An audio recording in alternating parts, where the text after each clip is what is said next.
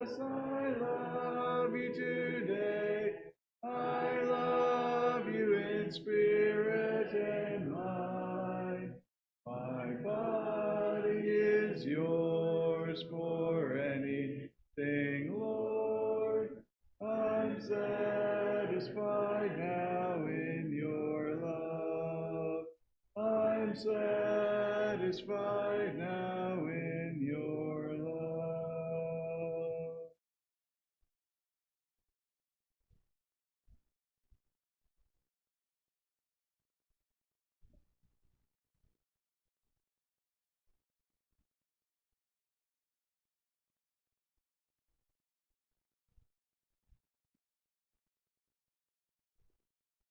Okay, thank you, Ethel and Leanna, for sharing.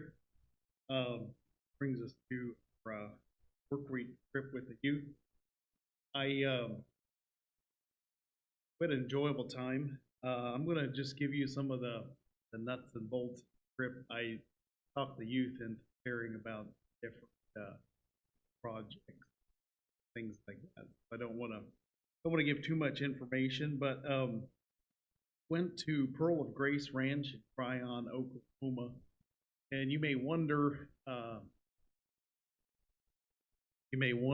what the how we connected with them or how I had never heard of them before, but Steve Anna has a niece that's working there, has been for some time, and they got married in November. Now she and her husband are back um, working there, so that was the connection.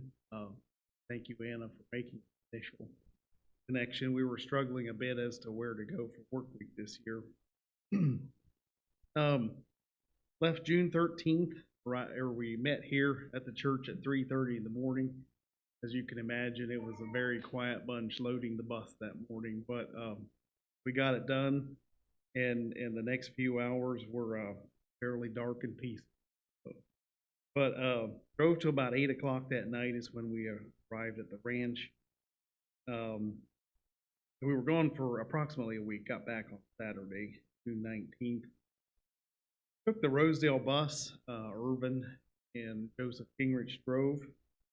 And one of my concerns before we left was so this is a fairly small operation. There's probably, um, there might be 10 staff there. So we were doubling, if not tripling, their size. And the lodging, et cetera, was kind of a big question all the way through.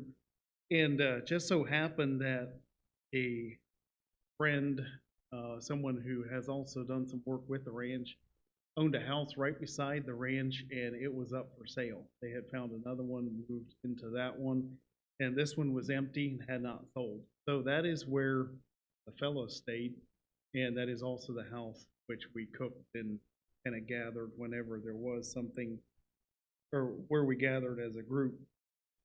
The administrator, Tony and Jean, they moved out of their house. That's where the girls stayed. And Irvin and Rosalind were in a camper outside Tony and Jean's house. Carol and I stayed with Colin and Emily, which is Anna's niece. And the neat thing about this is this was a major concern, but the neat thing about this was everything was within a couple hundred yards. We could all walk to wherever we needed to go. And when you're using a bus as transportation, that's pretty important. Um, our days usually started around 7:15 in the morning. The youth guys, took turns having devotions. That was the first thing on the schedule, followed by breakfast, and then around 12, we usually had off about 45 minutes or so for lunch. Um, Supper at 6, and then evenings were usually fairly open. Um, we had a committee in place, Neil, Diane, and Janelle, and usually they kind of got a feeling from the group what they wanted to do. There was a gym there we could use, swimming pool, took some advantage of that, and but they were usually fairly open to do whatever the group decided, kind of on our own, which is which is kind of how we like it. Good time, kind of do some group activity. Uh, so, and I won't go into those activities. I'm supposed to share on that. So we do have some pictures to show you this evening. Madeline Clayball was kind of the designated photographer for the trip, and she put together a slide presentation to show tonight. But before we start that, I've asked Marcia to come up and just kind of share uh, what the ranch does, yeah, what they're involved in, how the system works. Yeah.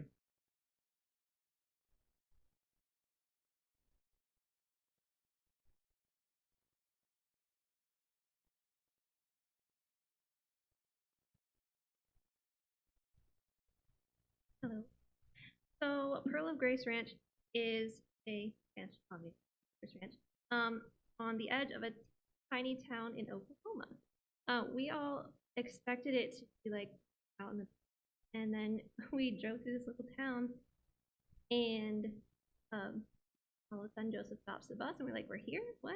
And it's just like right on the outskirts of town. Kind of cool because they get to interact with the people in the town as well. So it's a nonprofit ministry that couple teen girls. The building at the ranch is actually an old, and a lot of people from churches in Oklahoma or youth groups that would come in donated a lot of time into remodeling the building, and a lot of people donated furniture. Businesses donated a lot of stuff. So a lot of what the ranch is now is actually just donated, which is really cool. The goal of the building was to make it look more like a home, less like a facility. So some of what they did, if I remember right, is they would assign kind of like an area of the building to a family or a youth group and be like, hey, you guys can remodel this or decorate it however you want, just make it look like a home. And people did. And so when you walk in, I mean, you can tell it's an old school, but it feels really comfortable and a lot like a home.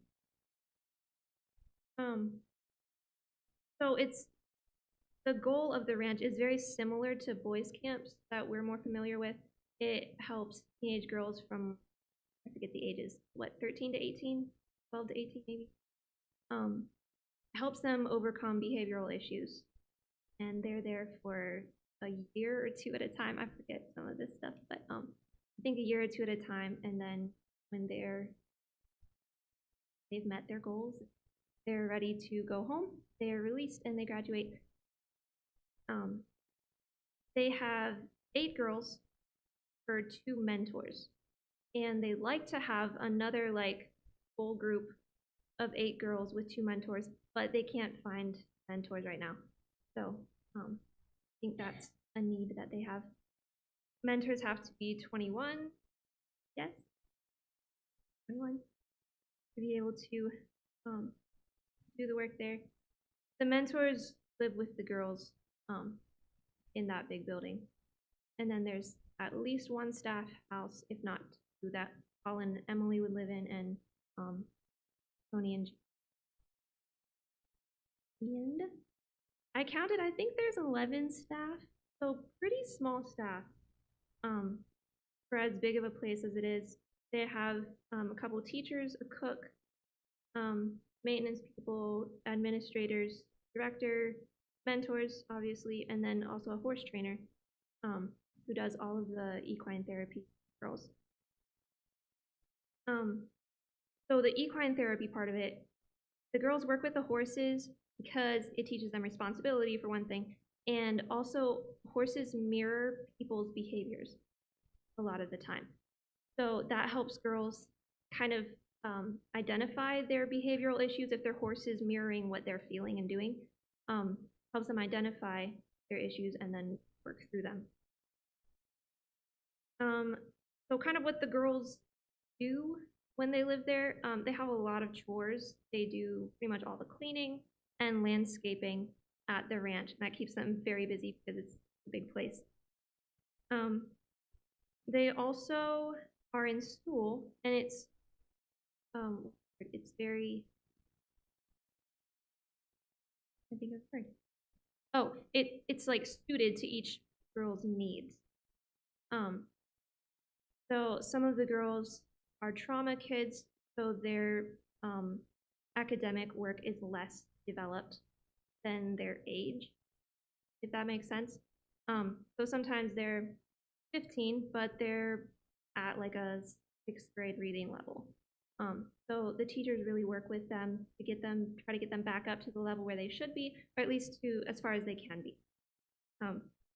And then in their school, they do a lot of hands-on work, and they also go on like weeks-long trips, sometimes to go study things. They had recently, when we were there, they had recently been to the South and had just driven around and seen historical places. So it was kind of like a history trip. And it was a week or two long, and they plan out all their meals. They make lists of everything that they're going to need, and then the staff help them get everything together. And they also camp the whole time. They don't stay in hotels. So they rough it and then go where they want to, just the sites and research stuff during the day. Pretty much the only interaction that we had with the girls when we were there was one afternoon. All of us girls and Carolyn and Rosalind got to be in on their share time, which they do every Wednesday afternoon. And what they do is they go around and share stories, funny or serious, or just stories, or just something cool that happened, or a way that God was working in their life or something. They just share it with the whole group. And it's a really relaxed, fun time. They also sing together during that time. So we got to be a part of that. And the way they did it was the director was up in front of all of us. And one girl got up and shared a story. She sat back down. And then one of the staff got up and shared a story. And then they sat back down. And then she asked one of us from the youth group to share a story. And then we just kept going around till pretty much every one of the girls, I think all of the girls had said a story, almost all the staff had, and not all of us had because there were way more of us. But it was really cool to see that ministry and see how God is working in the lives of the girls.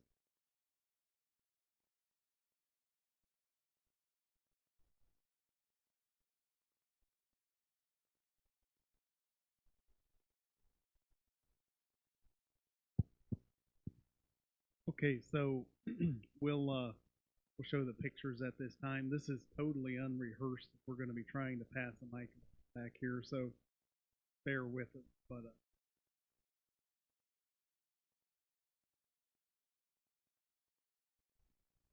so to the youth, we get all talking that I don't list every. We'll just kind of move through them. Get to your picture. Just raise it.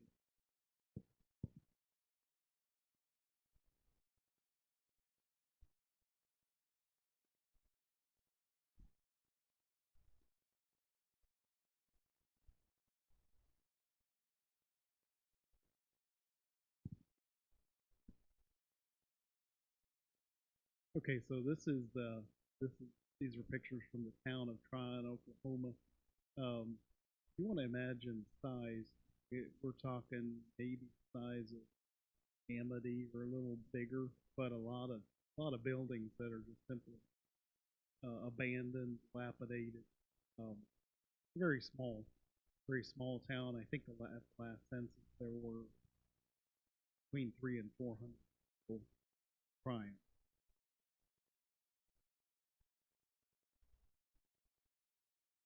This is a picture of the ranch there. As Thea said, it was a public school at one time. They're formed into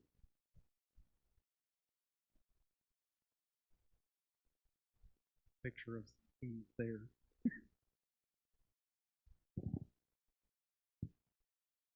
So this was Monday, the day that we were there working. Me and Janelle left in the morning to go get groceries.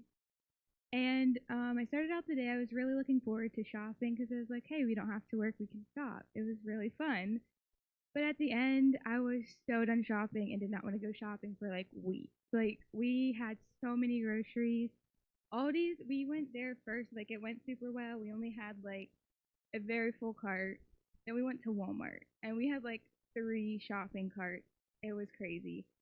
So, on the way out, we I had 2 carts. I was like pushing one in the front, pulling one in the back, and then Janelle just had one because she had like all the really heavy stuff. And we didn't like notice it, but there was like a hill that we had to go down, and our car was at the bottom.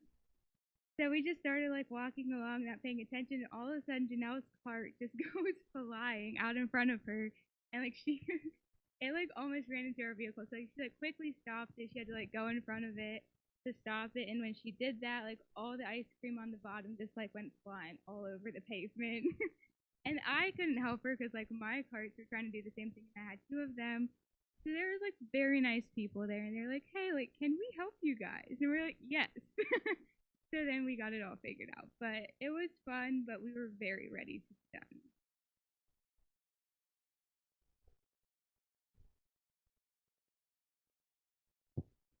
So this house was where Colin and Emily lived, and we painted the whole outside first, masked off the windows and doors, and then Neil sprayed it actually. And then after that was dry, we hand painted the trim. That was the fastest paint job of a house I've ever done.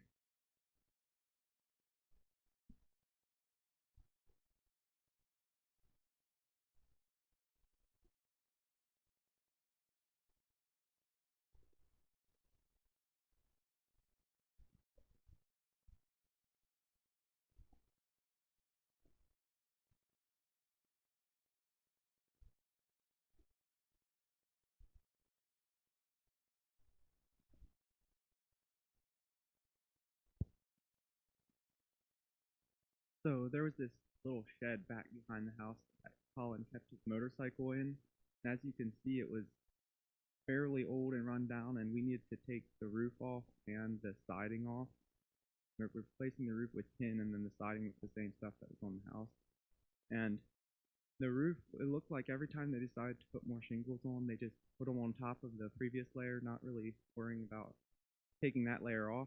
And there was a solid 2 inches of shingles on that roof. It was a lot of shingles, and the frame wasn't very solid. Terrell and Ty were the ones that are on the roof, and they actually shifted the frame so much that the door didn't close anymore. So we had to make a new door for that. But yeah, it was a lot of fun just to tear everything off that was there and then put new stuff on.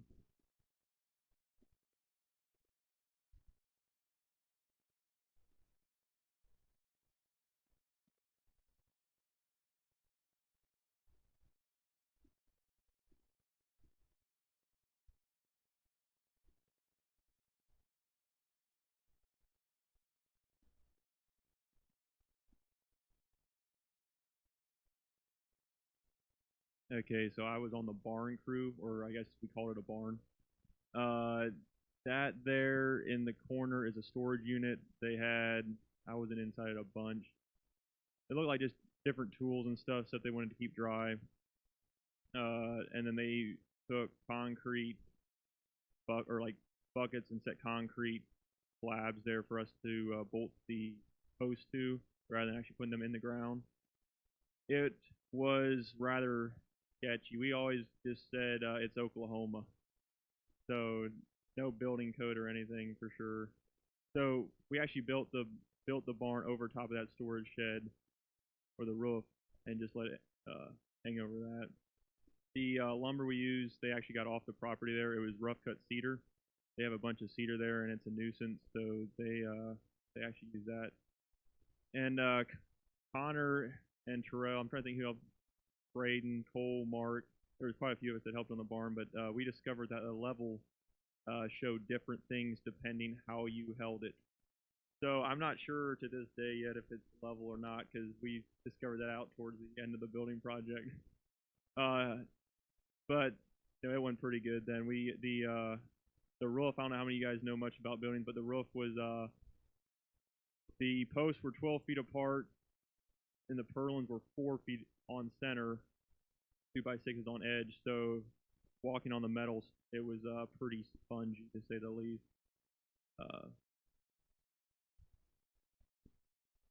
And the lift also was. I'm not. There was a bunch of twine and stuff that you had to pull to get the thing. It was interesting.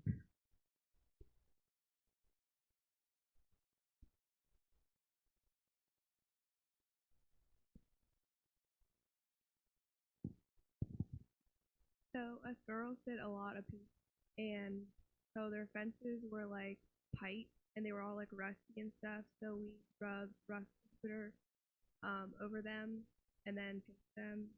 Had the pool area, they had like metal around it, and it was so hot. But we got it done. It wasn't super fun in the pool area, but then we went out to. I guess first of all, they had to pressure wash it off. It was, but then here's like a picture of like around the whole property much. Um, so yeah, that was. I really enjoyed working with girls. We had a lot of fun.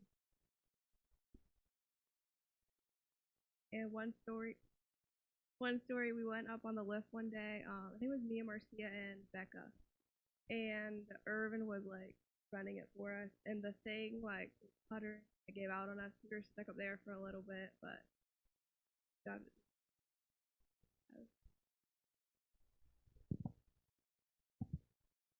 So us girls were the ones who did cook the meal stuff. Basically, two of us girls were assigned a day where we would just stay in the kitchen and do all the cooking. Nothing.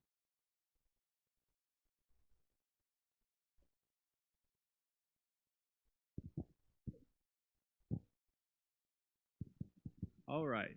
So, uh, one day we were trying to figure out what we're gonna do, and someone was like, "Anybody know how to run a dozer?"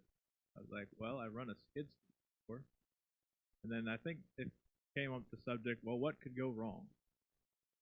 So I ended up running the dozer to the right. There was a little ditch there that they wanted smoothed out, and they just wanted a bunch of that lower brush that was hanging or stuck moved out in the pile. So I don't know what all I actually accomplished, but I guess I learned how to run a dozer for somewhat. I don't know if it's the right way. I'm guessing someone that actually knows how to run a dozer would probably just got a lawn chair and a under a shade tree and just started laughing at me, but it went pretty well.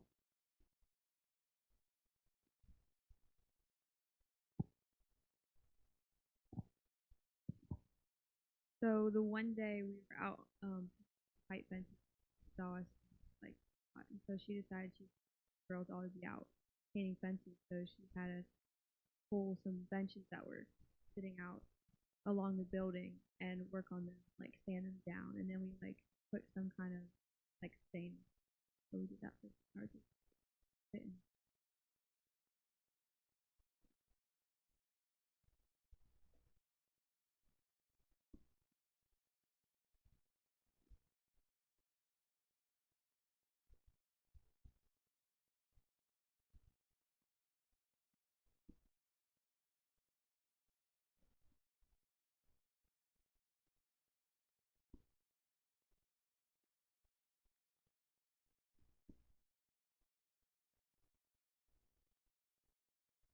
So some of us had to make a flower bed, and it started out with just a few girls, and we quickly decided that the dirt is way too hard, and we needed some guys to help us. So I think, yeah, Rick and Ty came, and they got pickaxes, and they broke up the dirt, and then we shoveled it out. Actually, some of like we had a shovel and then hit it with a sledgehammer to help get the dirt out. Yeah.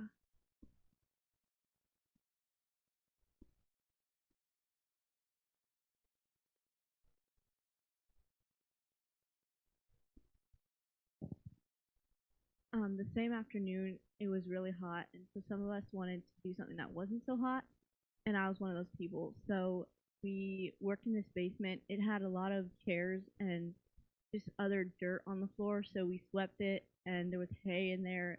So some of the guys got it out, and it was very dusty in there. And then this is Carolyn, and I'm not sure who else, pressure washing the floor.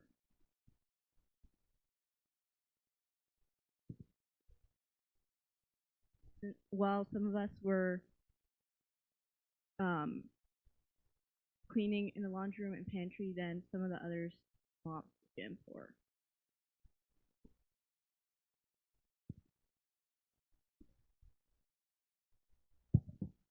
Okay, so this was the last project. I don't think that they were actually planning for us to do this, but we got done with the barn a little beforehand, and so this is what they came up with.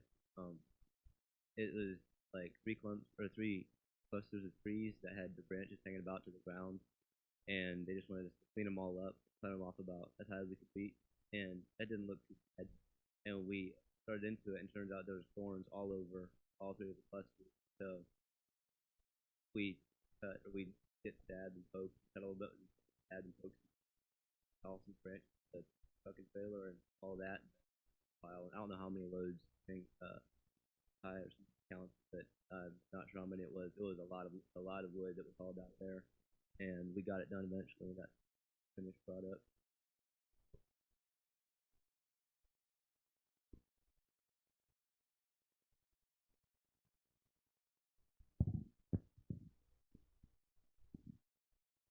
Go back. Right there is where they were. That position is where they were stuck for probably 20 minutes. This forklift or I forget what do you word for it, but anyway, great all.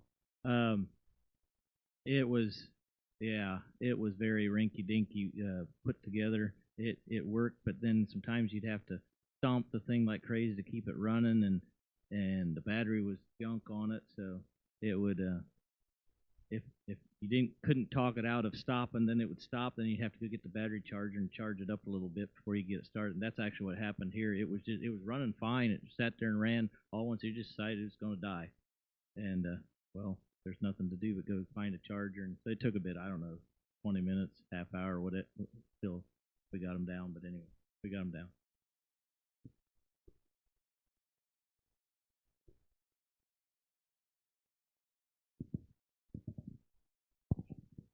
All right, so Camp bought a property across the road that they had a pond, and a couple of the nights, some of the guys went up there and fished, and that was one of the bigger ones that we caught. But we had a lot of fun fishing in the evening.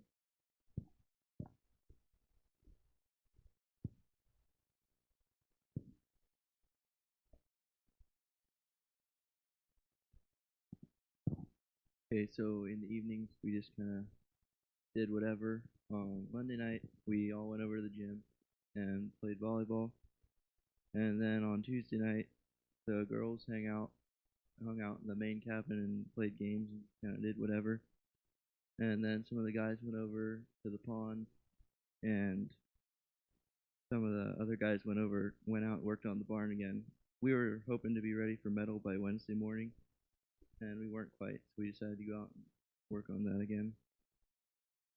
On Wednesday night, we went over to their new property, and they put hay bales on a flatbed trailer, and we drove around their new property on the trails, and they just kind of showed us the property.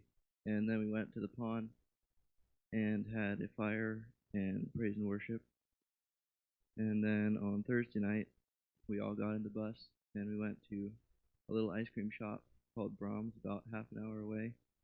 And then we came back and played volleyball in the gym.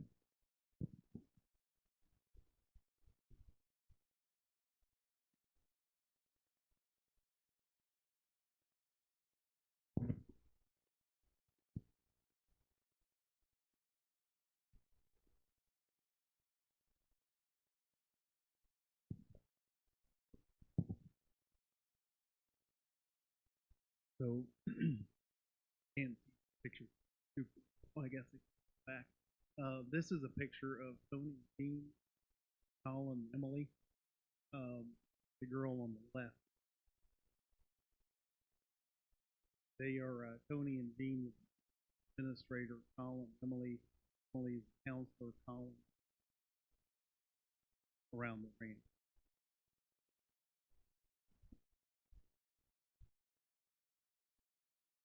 All right, so on the way out, we were talking and discovered that on our way to Sight and Sound, once we leave the ranch, we'll be coming pretty much right by Lambert's Cafe.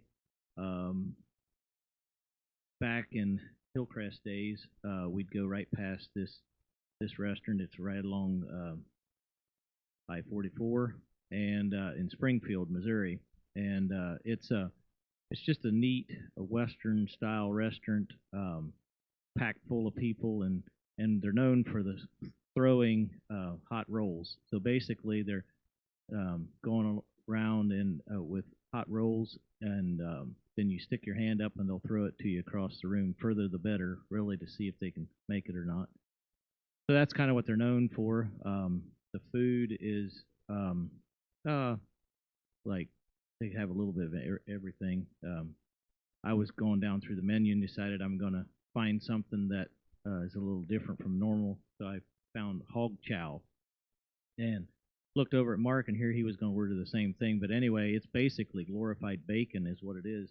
Big bacon. It was really good, but basically it's would have been better on a sandwich or something because that was your meal. Just lots of bacon. But anyway, it was really good. Hog chow. Anyway, so that's what we were doing on our way to Branson, which would have been Friday. And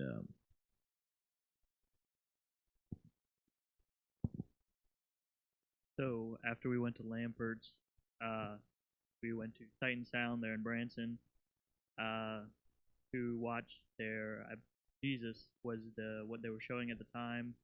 I know they do a bunch of different productions. I couldn't tell you all of them right now, but this was the one they were showing. Rather obviously, it's basically an overview of the life, death, and resurrection of Jesus. They hit most of the main points, a lot of the miracles and stuff, and it's a really good performance.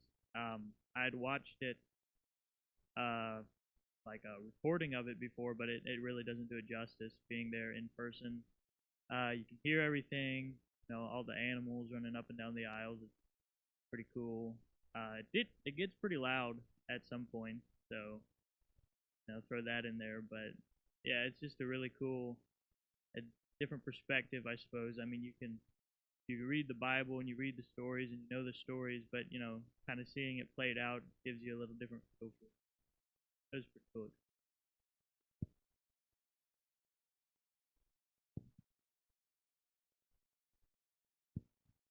Told you there were times that the bus was fairly peaceful. That's what it looked like, looking from the front to the back. We did leave Sight and Sound Friday evening, probably 11 o'clock, and drove to out here. So, an overnight trip. But it's amazing how I wouldn't call it really comfortable, but you can make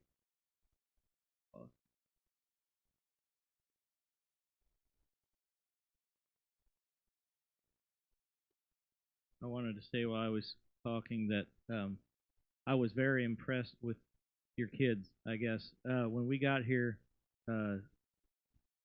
Sunday morning at 3:30, we were actually the last ones to pull in here right behind the bus. The rest were all here, ready to go. So that was very impressive.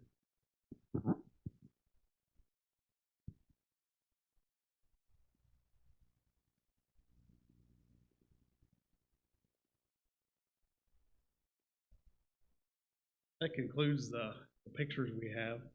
I too want to just comment on the work ethic I saw on work.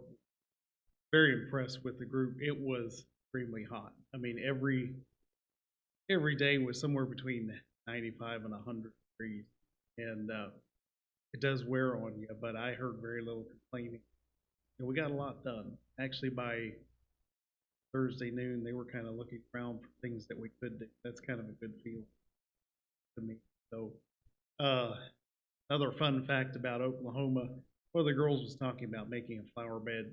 So it had been raining prior to when we got there. So in their mind, the ground was fairly soft. This is a red clay dirt, but one of the maintenance guys told me in July and August when it's really dry, you swing a pickaxe at this dirt, he said the sparks will fly. It's that hard. So in theory, the ground was in good shape. In their mind, I'd hate to plant anything in it. I'm pretty sure it would grow. Anyway, are there any questions anyone has? Either for us or for Anna and Ethel? Or youth, do you have anything more to share?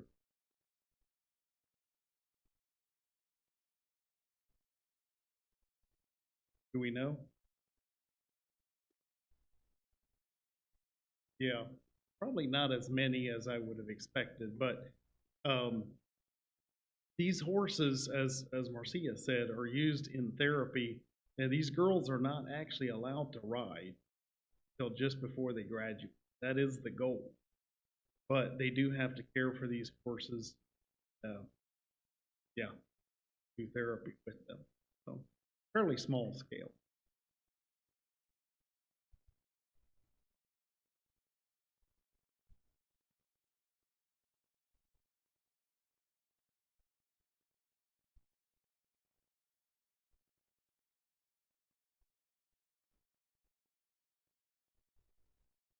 There was a lot of transformation. One thing that I'm gonna get Cheyenne to mention, she was talking about grocery shopping. Cheyenne, how much money did you spend that first shopping trip? 800 or 900? Yeah, so basically the way that works, we, especially in a smaller mission like that, you take 25 people, you just overload their system. So we were in charge of our own food, and we were told there's a Walmart, a Sam's, different things fairly close, so we decided, well, we'll take some things but buy the rest. So as you can imagine, Gatorade, drinks, water, their water wasn't very good, so we bought water for that week, and pretty sure their economy went straight north after that week. We spent a lot of money there, but it was an enjoyable time. Not much was mentioned about the land across the road that they bought. What was it, 130 some acres? I think. Yeah. Tony took me on a drive the one time, and then Mark a little later. Tony is he's an interesting guy. He's a dreamer. Loves to dream about stuff and how it's set up, and then he admits he needs people to carry that out. But so basically they were looking for land, and they do a lot of they had story after story of they just pray, and the Lord works things out for them, and that's how they found this land. Basically, there's a Matt. I don't even know his last name. He was also one of the founders of this. Well, he was the founder of this ranch, I guess. And one day he just felt prompted to call the guy who owns this land across the road, and just put a bug in his ear that if he ever wants to sell, that they'd be interested in it. So he called him and told him a little bit what they're doing, what they're about, and this and that. And then he said at the end, so if you're ever interested in selling, let us know. And he said, well, as a matter of fact, I am. This afternoon, I'm leaving for the nursing home, so I'd like to sell this land so that I have some money. And that's how it went. They bought the land for a very, very fair price. And so what they're hoping to do, what Tony would like to do, is transition kind of the ranch over to that side because it's wooded, and make it more of a ranch setting rather than in the middle of town. But that takes a lot of money and a lot of doings to get that done. So they're still in the praying stages for that. Very nice staff. They're very accommodating. Obviously limited resource, but did everything in their power to make it comfortable. Just really enjoyed it. Anyone else have anything to share?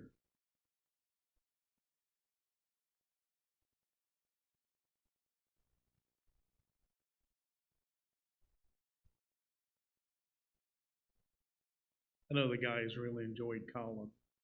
Great, great guy. And he did tell me it helps to have some other males around there. He said there's kind of a shortage of males on the ranch, so every time some guy shows up, he's in his element. But commendable story though. They just got married in November. He's been there as counselor for a couple years, I think.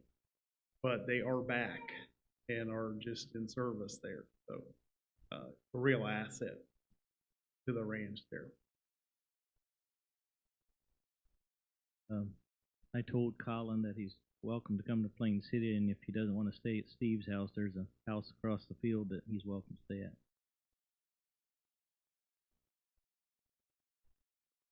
All right. Well, I think that concludes what we have. Clay, you have a song you could lead yet? Why don't we sing one more song, and then Tom, would you dismiss us with prayer? Should open it up. Does anyone have any announcements that need to be made tonight? Or anyone,